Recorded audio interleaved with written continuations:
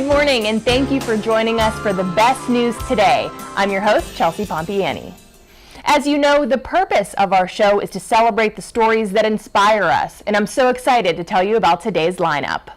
Our guests include Best Robotics, a nonprofit organization that delivers a free STEM and workforce development program to students all across the country. You'll get to meet the founders and leaderships as we start the show. And you'll want to stay tuned to meet our second guest, a school teacher and a backyard squirrel who saved our life. We've got a lot of great news for you right after this.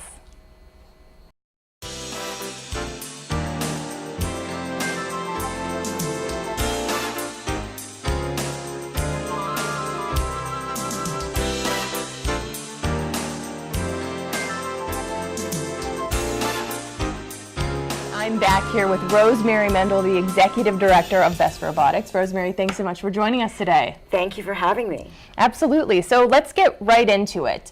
We know a little bit about the program. You guys do such great work all throughout the country. So tell us a little bit about Best Robotics, who it serves, and what you guys do.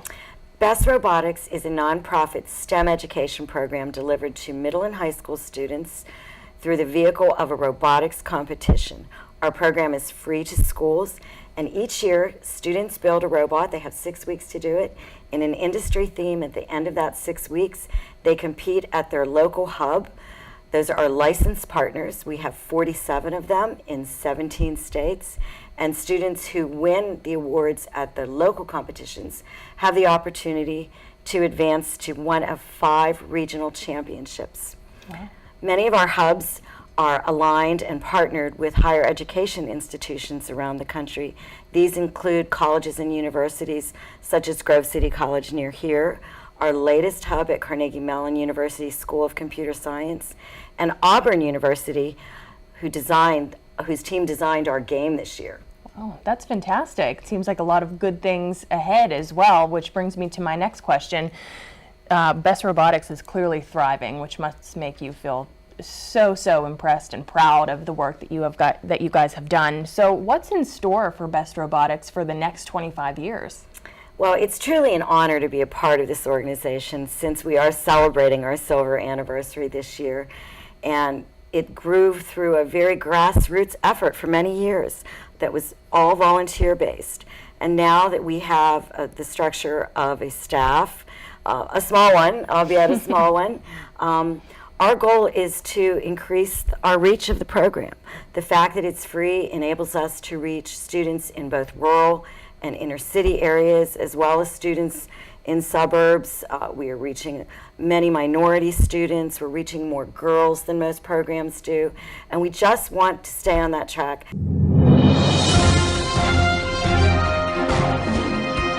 So right now we are live reporting on the situation affecting the oceans across the planet. The volume of garbage and plastic have reached critical levels, and they're threatening marine life and the food chain it supports. So right now I'm live with TJ Neuen, who is of Auburn University's Southeastern Center of Robotics Education. So I believe your team is working on a plan, right, for this?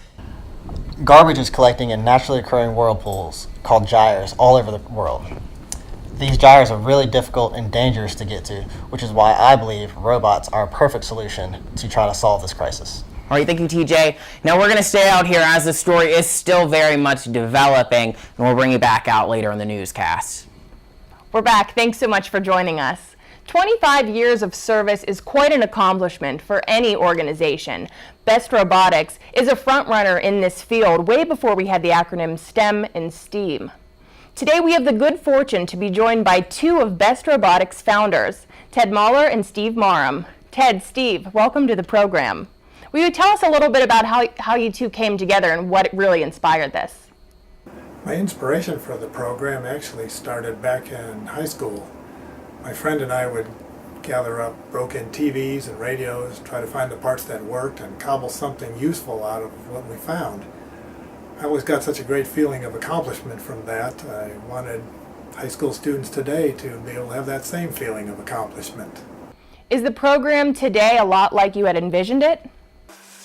Yes and no. Yes, it is, because a kid coming in today from from the very first year we did this, would recognize the event. He would be comfortable within its rules and within the confines of the limitations we give them.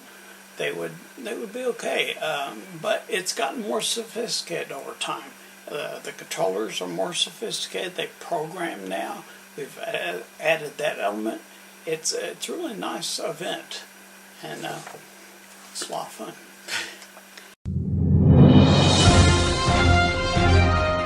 We are still back out here live with TJ, but Ocean Unite actually gave us some footage that we're going to share with you right now, so let's take a look at this.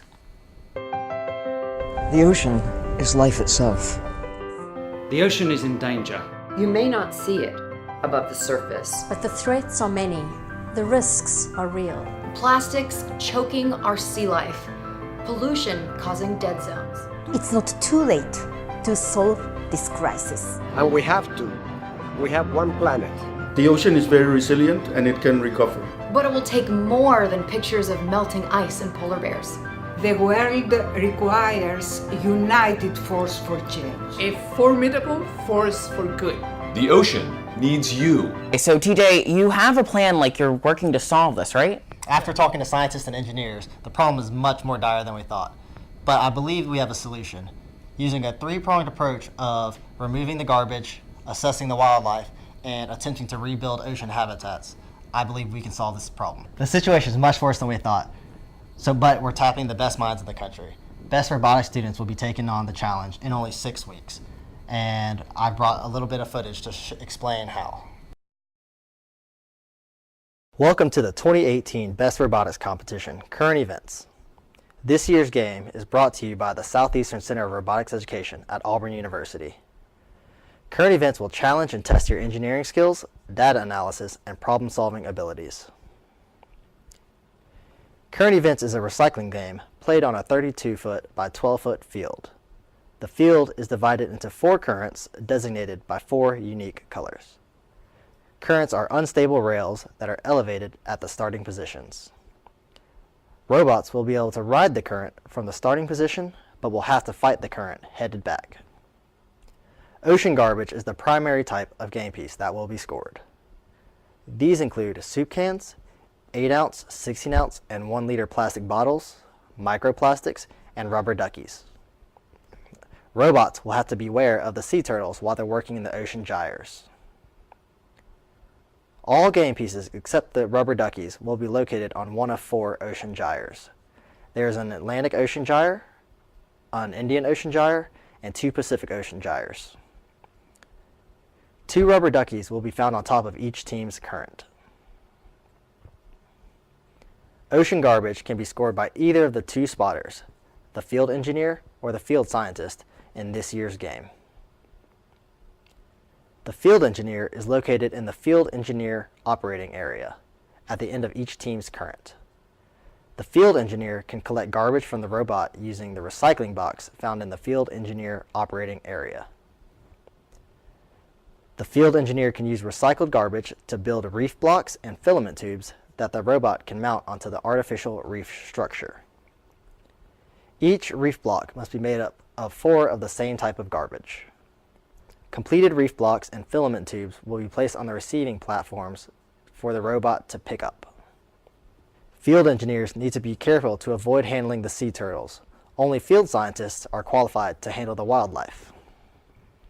The field scientist is located in the field scientist operating area to the side of each team's current. The field scientist can collect garbage and wildlife using the wildlife habitat box located in the field scientist operating area. The field scientist is responsible for assessing the impact of the ocean garbage on the wildlife. They will inspect the sea turtles, and any garbage found in the turtle's stomach will be worth double as we try to minimize the damage to the ecosystem.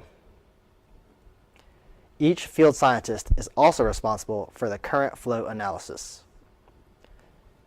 The rubber duckies found on each team's current contains information that allow teams to figure out the direction of the current's flow.